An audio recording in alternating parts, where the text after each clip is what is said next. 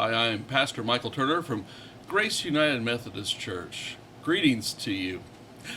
The message for today comes from the gospel reading from this week, which is from the 14th chapter of Matthew.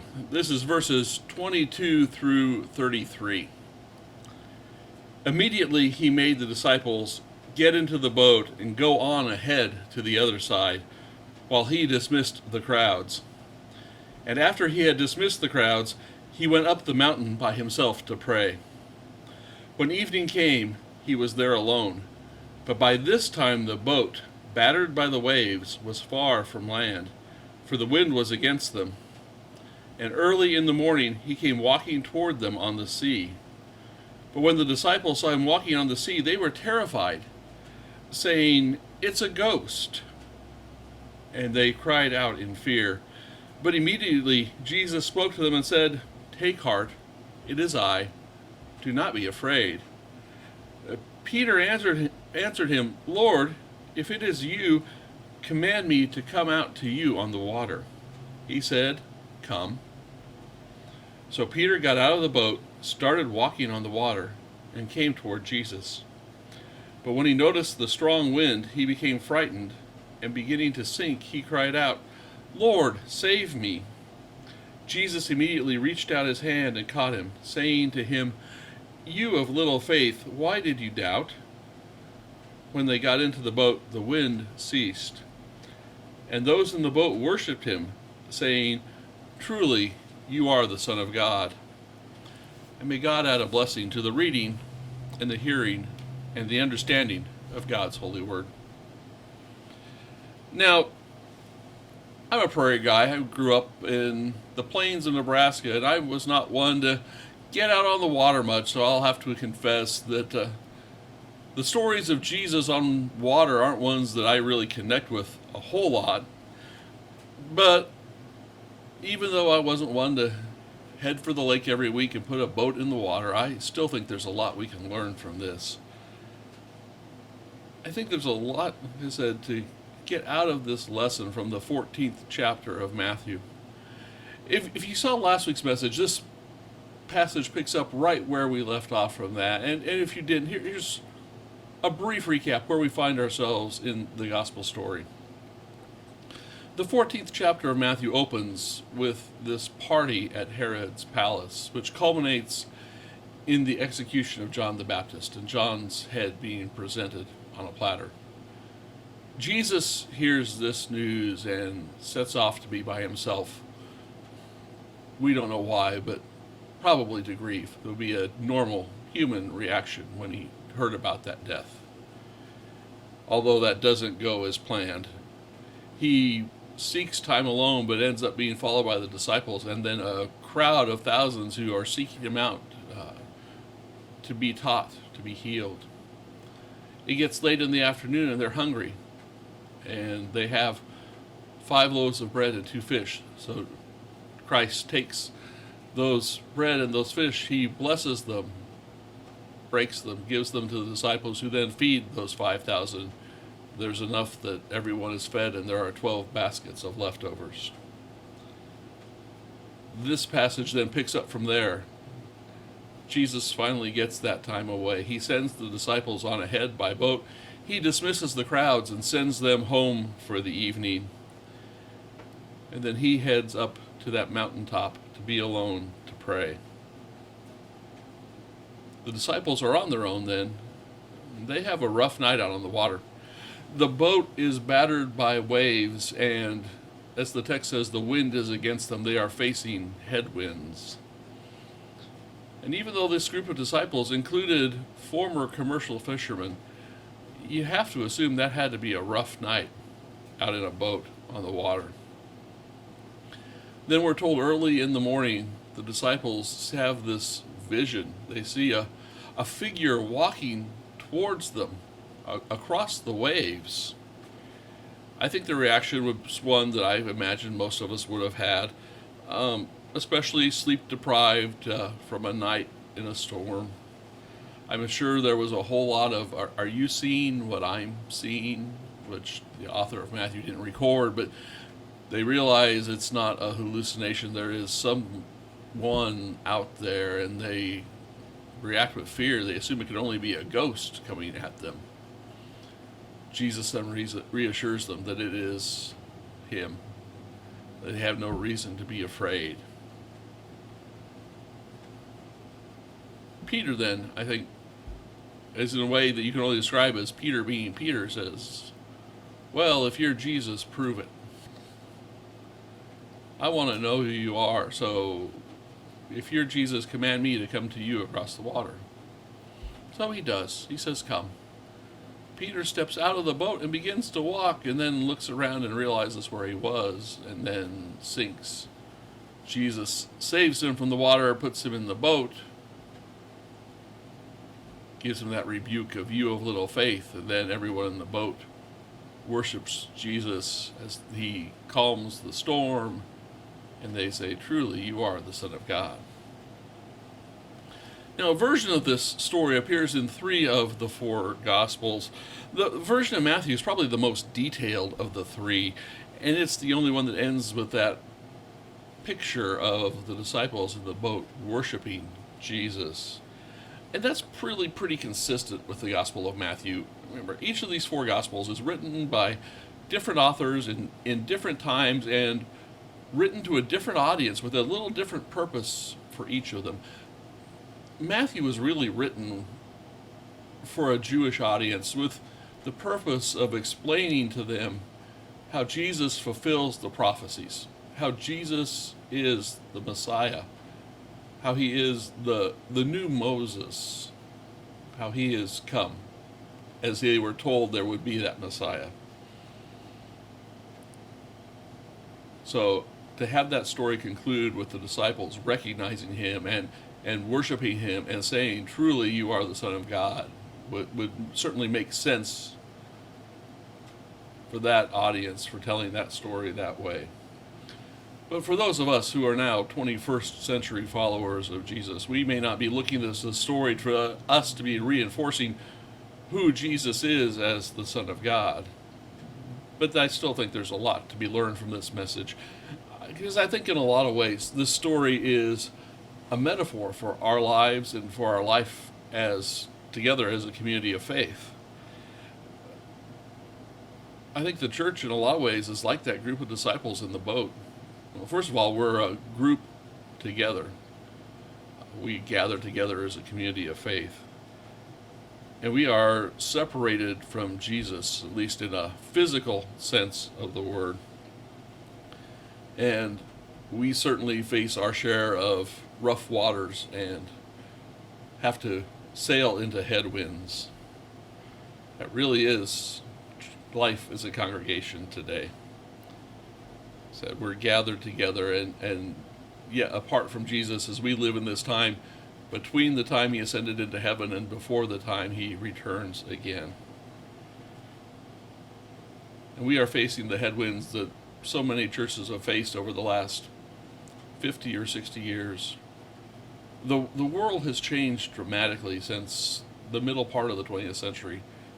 Technology has changed as we've watched the information age come about. Communications technology has changed. Family structure has changed. People have become more mobile. The reality is the church has not adapted to that change as quickly as the world has adapted to that change. And sometimes that's just left us looking to the world like we are stuck in the past. It's made us harder to connect with people where they are, to be able to share the news about God with them. And that's a hard balance for, I think, communities of faith, because tradition and ritual are important and they have a place, particularly in the sense of our life of faith. Tradition and ritual can connect us across time and space to the church universal. But they can also hold us back. We can do something merely for the sake of doing it because that's how we've always done it. And sometimes that keeps us from moving forward. Keeps us from meeting people where they are. And I think it's painfully obvious in our own story as the people called United Methodists. The denomination of the United Methodist Church was formed in 1968. when the Methodist Church merged with the Evangelical United Brethren. And in that 52-year history, the year the denomination had the greatest number of members was the year it was founded in 1968. It's really been on a decline ever since. It says a lot about our lives as mainline Protestants, really, through the last half a century. And if we look beyond our life together as a church, as a community of faith, each of us in our own lives or with our own families, we face our own set of headwinds. And they're different for each one of us, although many of us will face some of the same things at different points in our lives. Many of us may have had to sit down and try to work out a budget when we've been out of work, and then there are more bills coming in than there is money. Many of us have sat in the doctor's office and received the news we hoped and prayed we wouldn't get. Maybe you've had the knock on the door or the phone call and you found out someone you love dearly isn't with us anymore. Maybe that headwind in your life is just doing the work that it takes to live one day at a time and continue to live through recovery from addiction. Maybe it's grieving the loss of someone you loved dearly. I think in some ways that's a headwind that never ever completely goes away. It may die down and then gust up at odd moments or unexpectedly. It just never quite leaves us. But while we're facing all of that life throws at us, there's safety in that boat. Being part of a community of faith, we know we're not alone. We have people with us in those storms, and hopefully we're fortunate enough to have someone with us who's been through them before. Someone who's experienced a storm like the one we're in. And if we're sailing with someone who's sailed through those headwinds before, perhaps they have some wisdom, some guidance to make our passage through them maybe a little easier.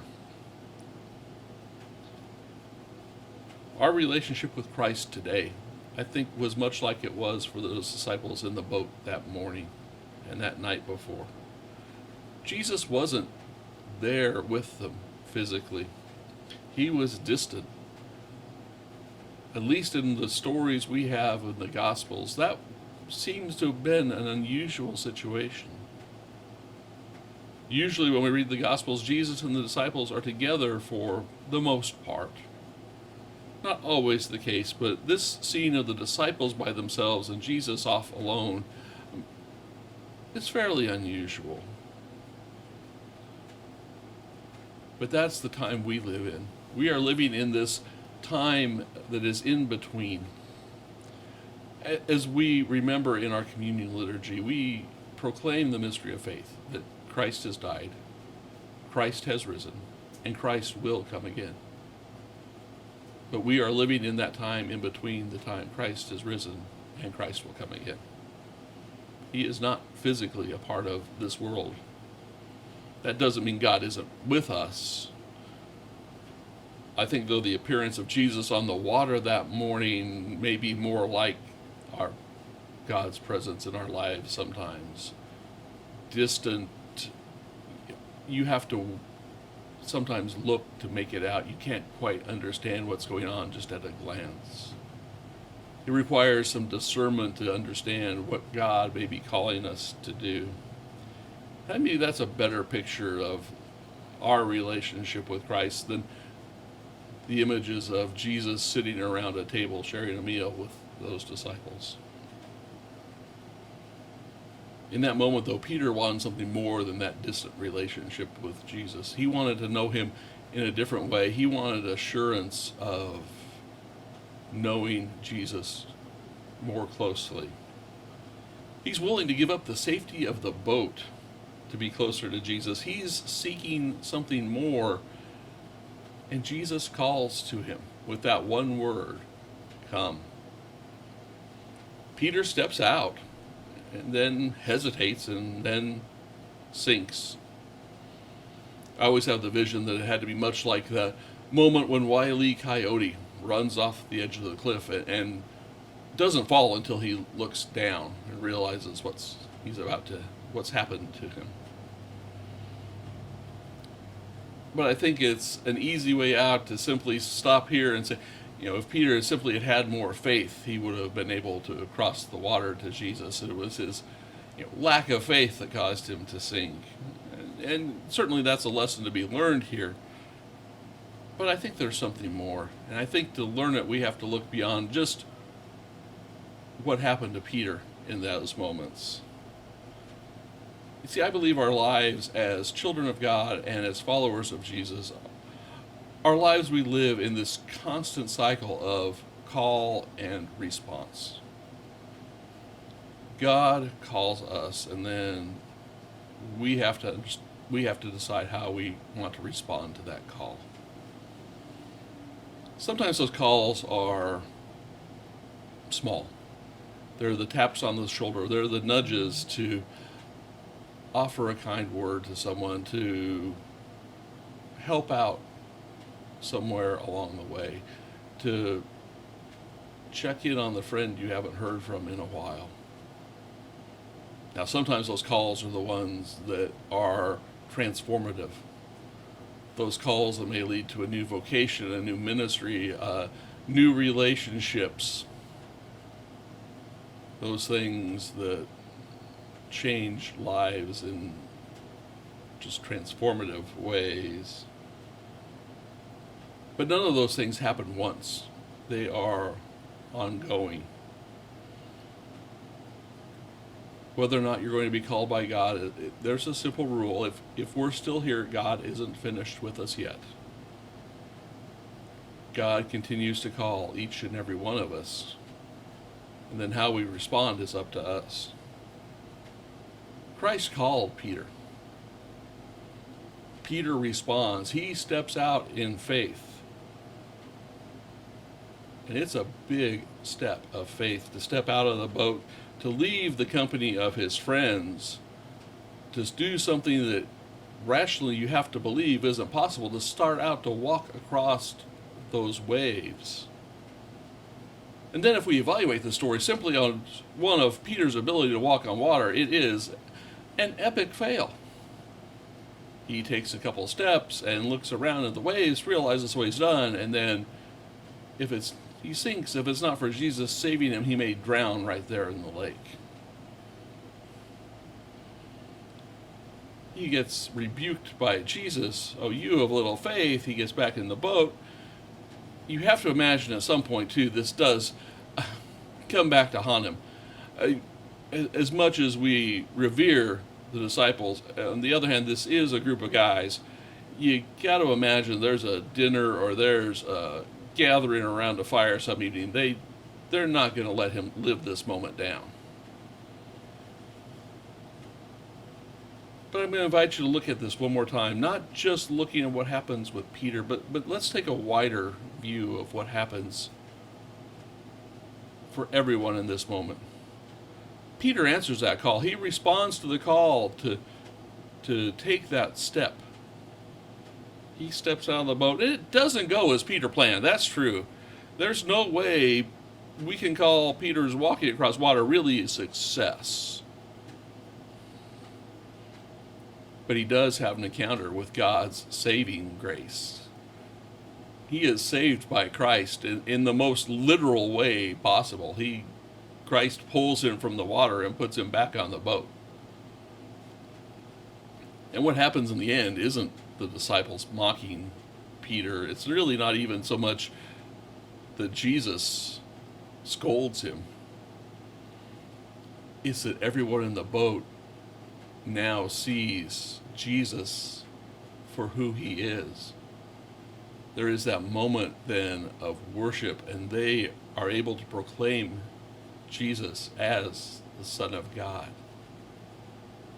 They see that because Peter responded to Christ's call. It's easy for us to forget that even sometimes when things don't go as planned or don't go right the first time, that there still may be something in there. It may be something else at work. I always remember, we think of Henry Ford as one of those founding fathers and icons of the American automotive industry. You know, the Ford Motor Company grew and is one of those big three Detroit automakers. But what we forget is the Ford Motor Company that we know of today, that one symbolized with that blue oval that is an icon around the world, that was Ford's third car company. His first one failed. He started a second car company and ended up butting heads with other investors and engineers to the point that they actually ran him out of the company he founded. They did okay without him, though. That company changed their name, and you've probably heard of them because that company was Cadillac. The company we know as Ford was actually his third company. We're not always successful in what we do, but sometimes it's longer runs, it's other successes. And as we sail through life, the boat's a safe place to be, gathered with our friends in that community of faith. It keeps us dry. We have company. Hopefully we have somebody who's with us who can help guide us through the headwinds and the rough waters and the storms we're facing. But then again, there's times that God may call us and we have to step out and take a risk. And it may be something new and something uncomfortable and something different. And we may have great reason to worry that we're not going to succeed. Although sometimes those failures are learning opportunities. And what we could gain is a new relationship or a deepened relationship with Christ. We can encounter God's love and grace in a way we haven't before. And then we can help others around us encounter Christ in that new way as well. So the question you always have to ask yourself then is, when Jesus says to you, come, are you going to be willing to step out of the boat? Because when God calls, it's then up to us to decide how we're going to respond. Would you pray with me? Son of God, you walk on the waters of turmoil to meet us in the midst of your purposed journey for our lives. Help us to recognize your presence, remember your promise, rely on your power, and receive your peace through every storm. Amen. Thanks for being with me today. Hope you have a good week as we head towards the middle part of August, and I'll be back here next Sunday for you as well. Between now and then, peace.